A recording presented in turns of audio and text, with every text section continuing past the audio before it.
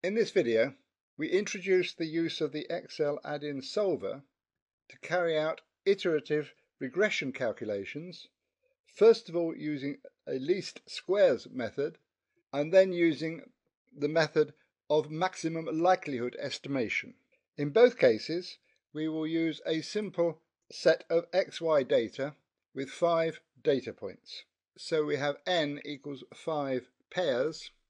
We aim to calculate the values in C8 and C9 for the slope and intercept for a best fit straight line through this data. And we start by entering 0 for both of these values.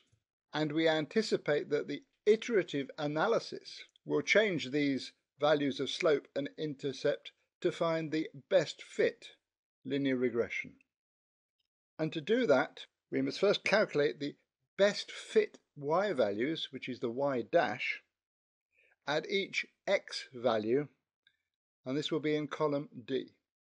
So in D1, we use the straight line equation, which equals that y is equal to mx plus c, which is the slope multiplied by the x value plus the intercept.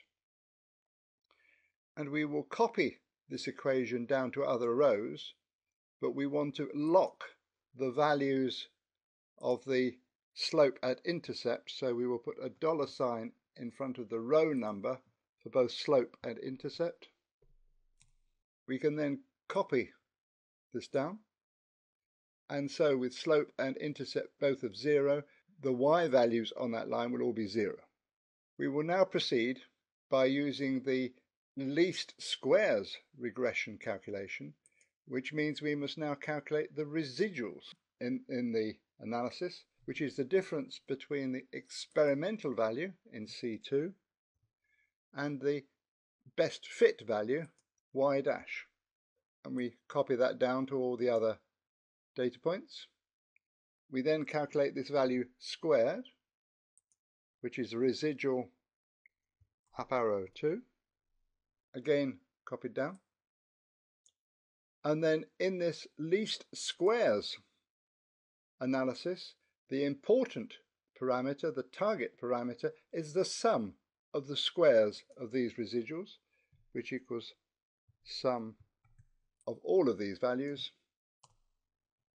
We will now ask the analysis solver to change the values of slope and intercept to make this value, the sum of squares of residuals, as small as possible, hence the name least squares regression. So we go to data, we select solver, which if it does not appear on your menu is an add-in which can be added by going to the options menu and choosing add-ins, and then for add-ins go to go and then select solver add-in and click OK.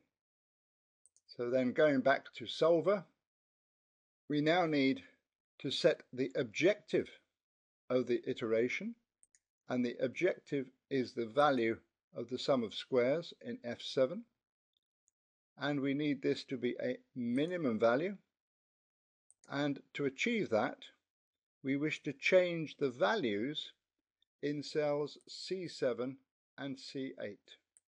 So we're minimizing the value of sums of squares by changing the values of slope and intercept.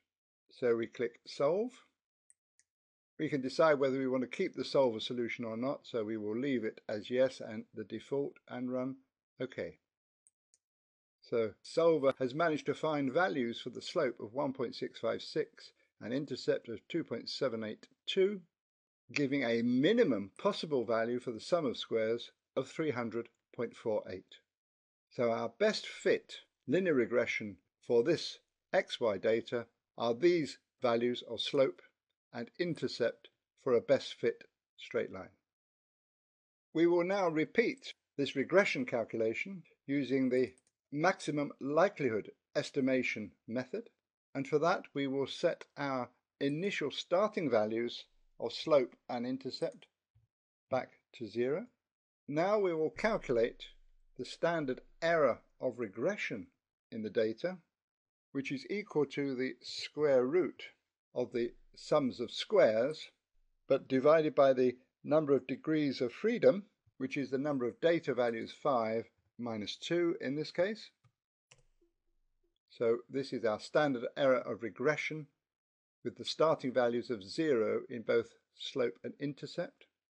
And this standard error of regression is a measure of the uncertainty in each data point for calculating the probability of the observed values.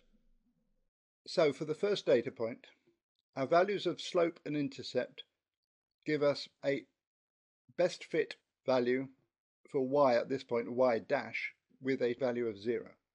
And we assume there is a normal distribution uncertainty, and we will assume that it has the standard deviation equal to the standard error of regression.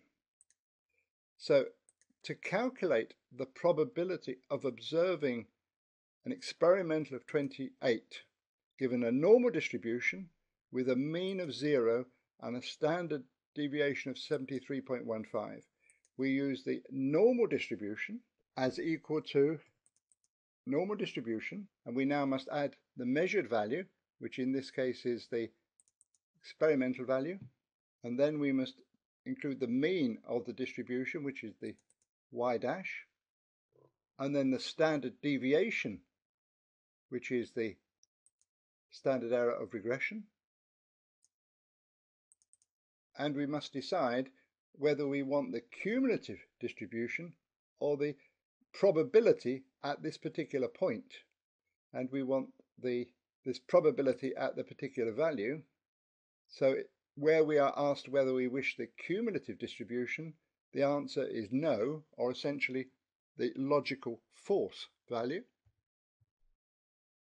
So this gives a probability observing that value of 28 as 0.00507.